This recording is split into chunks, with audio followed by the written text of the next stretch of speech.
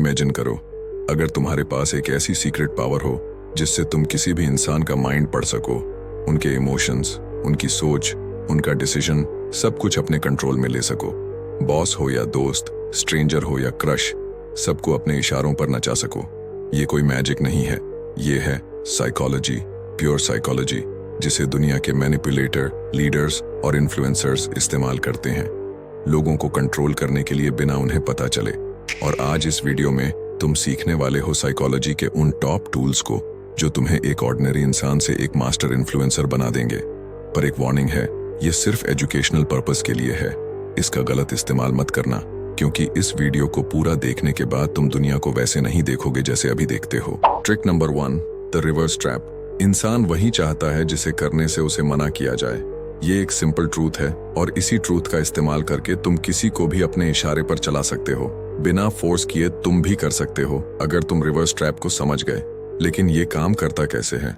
सोचो, अगर किसी से कहा जाए पीछे मुड़कर मत देखना, तो उसका मन सबसे पहले वही करेगा, पीछे देखने का। ऐसे ही अगर आपको कहा जाए कि इस वीडियो को मत देखना, तो आपका मन एक बार जरूर करेगा उस वीडियो को देखने का और आप क्लिक कर दोगे। यही होता है रिवर्स ट्रैप, ऐसा माइंड गेम जिसमें तुम कुछ कहते नहीं हो डायरेक्टली, लेकिन सामने वाला वही करता है जो तुम चाहते हो। एग्जाम्पल, तुम चाहते हो कि कोई दोस्त तुम्हारा काम करे।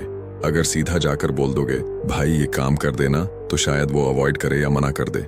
लेकिन अगर तुम ये बोलो एक काम था पर छोड़ो, मुश्किल है, लगता नहीं तू कर पाएगा, तो उसका ईगो हर्ट होता है और वो तुरंत प्रूव करने लगता है मैं कर सकता हूँ। ये एक माइंड हैक है, तुमने कहा मत कर और उसने कर दिया।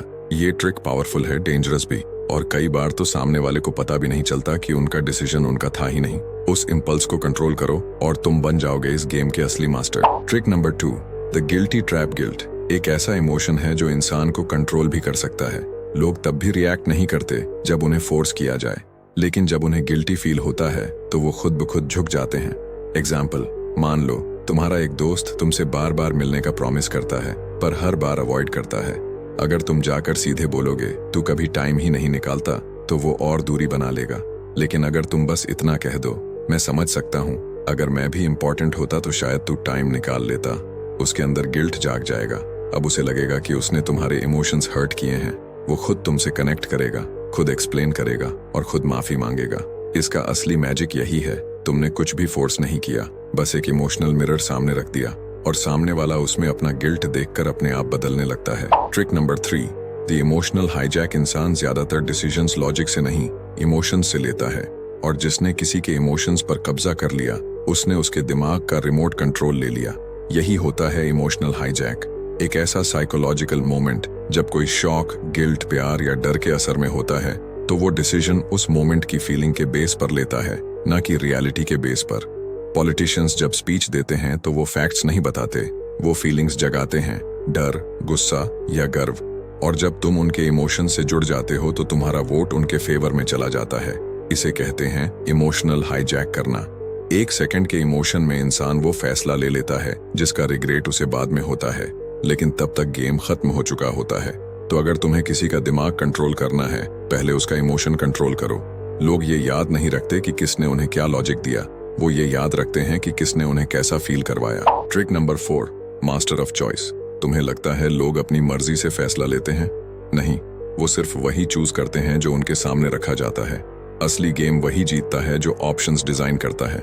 Power is not in forcing people, it's in framing the choice. नहीं समझे? ठीक है, समझाता हूँ। मान लो तुम चाहते हो कि तुम्हारा दोस्त तुम्हारे साथ बाहर चले। अगर तुम सीधा बोल दोगे चल बाहर चलते हैं, तो शायद उसका मन ना हो और वो मना कर दे। लेकिन अगर तुमने बोला भाई पिज्जा हट चले या डोमिनोज, तो अब गेम बदल गया। अब उसके पास 2 ऑप्शंस हैं, लेकिन दोनों का रिजल्ट एक ही है, वो तुम्हारे साथ जा रहा है। उसे लगता है कि उसने डिसीजन लिया, लेकिन असली कंट्रोल तो तुम्हारे हाथ में था। यही है मास्टर ऑफ चॉइस बनना। यही टेक्निक बड़े पॉलिटिशियंस इस्तेमाल करते हैं, बड़े ब्रांड्स और मार्केटर्स भी, जैसे बाय 1 गेट 1 फ्री या बाय 2 एंड गेट 50% ऑफ। तुम्हें लगता है तुमने बेस्ट चूज किया, लेकिन खरीदना तो दोनों में ही पड़ा। याद रखो, लोग कभी भी फुल फ्रीडम नहीं चाहते, वो चाहते हैं कंट्रोल्ड फ्रीडम, जिसमें उनका ईगो सेफ रहे। तुम बस ऑप्शंस को कंट्रोल करो और तुम उनके डिसीजन के भी मालिक बन जाओगे। Trick number 5, the power of silence. Psychology कहता है साइलेंस इज रियल पावर, लेकिन कैसे? सोचो, शायद तुम्हारे साथ भी कभी ऐसा हुआ हो। तुमसे कोई गलती हो गई, टेंशन है। जब मम्मी के सामने जाते हो तो वो जोर जोर से डांटती हैं, चिल्लाती हैं। लेकिन जब पापा के सामने जाते हो तो वो कुछ नहीं बोलते, सिर्फ एक नजर और पूरी बॉडी फ्रीज हो जाती है। वो साइलेंस मम्मी की डांट से भी ज्यादा डेंजरस होता है, क्योंकि जब कोई कुछ नहीं बोलता तो तुम्हारा दिमाग खुद ही 1000 चीजें सोचने लगता है। लोग सोचते हैं कि जो ज्यादा बोलता है वही स्ट्रांग है, लेकिन सच ये है, असली पावर उसके पास होती है जो सुनता है और ऑब्जर्व करता है। जब तुम चुप रहते हो, सामने वाले को डिस्कम्फर्ट, डर और गिल्ट महसूस होने लगता है, और उसी साइलेंस में तुम्हारा कंट्रोल बढ़ने लगता है। इसका अप्लाई कैसे करना है?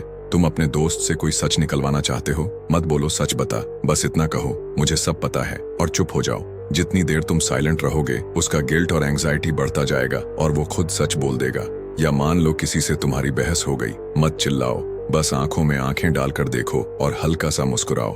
उसके पॉइंट्स उसी के दिमाग में वीक लगने लगेंगे, वो अपने ही वर्ड्स पर डाउट करने लगेगा। साइलेंस तुम्हारी प्रेजेंस को पावर देता है। जब सब बोल रहे हो तब चुप रहो, जब किसी को अपनी इंपॉर्टेंस दिखानी हो तो कम बोलो। इन सब ट्रिक्स का सही इस्तेमाल करके तुम किसी के माइंड को डीपली इन्फ्लुएंस कर सकते हो। और अगर इस वीडियो ने तुम्हें थोड़ा भी हेल्प किया हो, नॉलेज दिया हो या लाइफ में आगे बढ़ने में मदद की हो, तो चैनल को जरूर सब्सक्राइब करना, ताकि हम ऐसी और वीडियोस लाते रहें।